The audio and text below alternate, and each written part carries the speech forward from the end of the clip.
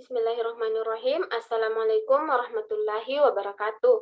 Perkenalkan, nama saya Sapriani, NIM 09105813200025, Prodi Bisnis Digital. Baiklah, pada kesempatan kali ini, di tugas mata kuliah Design Thinking, saya akan menjelaskan sedikit mengenai prinsip dan mindset dalam Design Thinking. Design thinking menilai bahwa orang-orang yang sedang menghadapi suatu masalah adalah orang yang memegang kunci jawaban dari masalah mereka sendiri. Nilai dan prinsip-prinsip dasar yang terdapat pada design thinking harus dipahami dalam menggunakan pendekatan ini lebih lanjut. Berikut ini ada 10 prinsip-prinsip yang harus digunakan menurut Idris Mood 2013. Yang pertama ada berorientasi pada tindakan.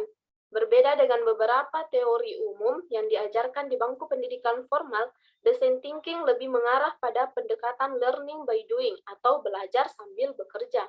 Hal ini mendorong kita untuk berinteraksi langsung pada masyarakat sehingga dapat menemukan hal yang jauh lebih beragam seperti menemukan kepentingan dan kemampuan setiap individu berbeda satu sama lain. Yang kedua, ada terbiasa akan perubahan. Setiap kegiatan yang dilakukan akan mudah dikacaukan dan diprovokasi secara alami, karena design thinking mengedepankan cara yang baru dalam melihat suatu permasalahan, membingkai suatu permasalahan yang kompleks dan isu-isu dengan beragam makna kebutuhan dari suatu pendekatan yang terbebas dari dogma organisasional, kode limitasi, dan asumsi-asumsi lama. Proses design thinking adalah melepaskan cara-cara konvensional untuk menjelajahi pendekatan baru dalam problem solving. Kemudian ada manusia sentris atau human sentris. Segala hal berfokus kepada kebutuhan pelanggan atau pengguna akhir, termasuk di dalamnya kebutuhan-kebutuhan yang masih belum terutarakan, belum ditemukan, dan belum diketahui.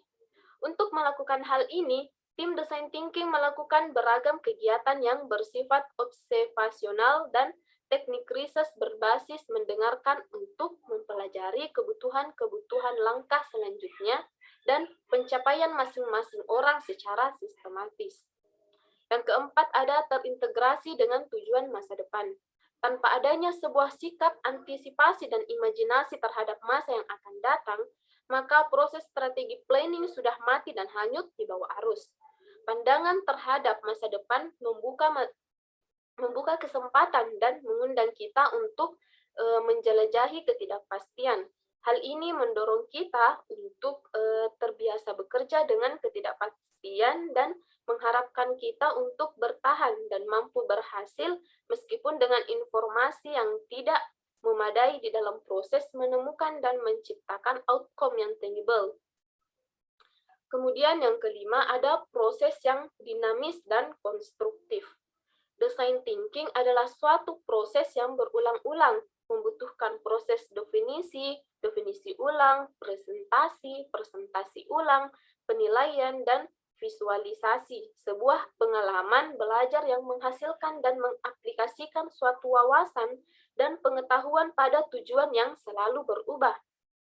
Di sini, prototyping menciptakan hasil yang tangible dan dapat dibagikan menjadi unsur yang penting dalam design thinking. Yang keenam ada mengedepankan empati, meletakkan pengguna, pelanggan atau konsumen sebagai inti dari segala hal, mendorong penggunaan unsur design thinking untuk membantu berkomunikasi dengan masyarakat guna dapat memahami sifat, perilaku, motivasi, harapan, dan kebutuhan mereka dengan lebih baik. Selanjutnya ada mengurangi risiko. Baik dalam perkembangan dan pengenalan produk atau jasa, terdapat banyak pembelajaran yang didapat dari berbagai kesalahan. Risiko akan selalu terjadi, namun diaplikasikannya praktik design thinking membantu mengurangi risiko dengan mengkonsiderasi faktor-faktor di dalam teknologi, pasar, kompetitor, dan rantai pasok. Yang kedelapan ada menciptakan arti. menciptakan sebuah arti adalah bagian yang tersulit dari desain. Dan alat-alat komunikasi yang digunakan dalam design thinking itu ada model, ada bagan, sketsa, dan cerita. Membantu membingkai dan mengekspresikan informasi yang dibutuhkan untuk membentuk dan mensosialisasikan arti. Untuk sampai pada tahap ini, dibutuhkan waktu dan timbul melalui proses percakapan dan tahap yang harus dilakukan secara berulang-ulang. Yang kesembilan ada membawa usaha kreativitas tingkat yang lebih tinggi.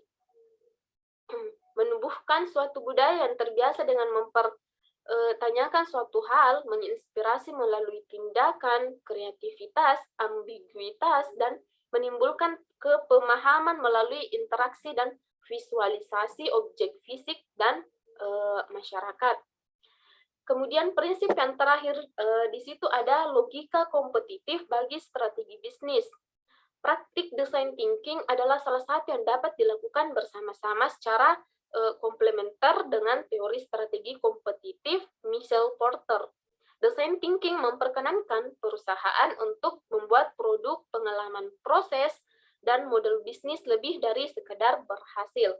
Design thinking mampu mengubahnya menjadi produk yang diidamkan, menjadi keunggulan kompetitif yang berkelanjutan dan melalui inovasi.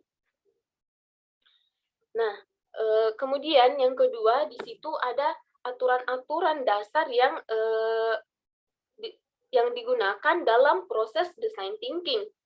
Dalam design thinking itu ada aturan-aturan dasar mengenai perilaku dan mindset yang harus dimiliki oleh design thinking team atau tim desain yang berguna untuk menyelaraskan pemahaman antara anggota tim satu dengan anggota tim yang lainnya. Ini bertujuan untuk mempermudah kinerja. Nah, berikut prinsip-prinsip yang harus digunakan berupa pendekatan hard-on, hand-on, dan hand-on yang mencakup mindset dan perilaku yang harus dimiliki oleh design thinking team. Yang pertama ada hard-on, pendekatan dengan hati atau the heart. Adalah mengenai fungsi afektif, emosi, dan perasaan. Mengenai bagaimana menggunakan emosi untuk mewujudkan gagasan dan pemikiran, beberapa kemampuan dan keterampilan yang harus dimiliki dalam pendekatan ini adalah empati, kemampuan beradaptasi, keberanian, ketahanan emosi, dan keterbukaan pikiran. Dan yang kedua itu ada head-on, pendekatan dengan kepala atau the head, adalah mengenai fungsi kognitif dan logis, memikirkan bagaimana cara untuk meyakinkan orang melalui argumen logis.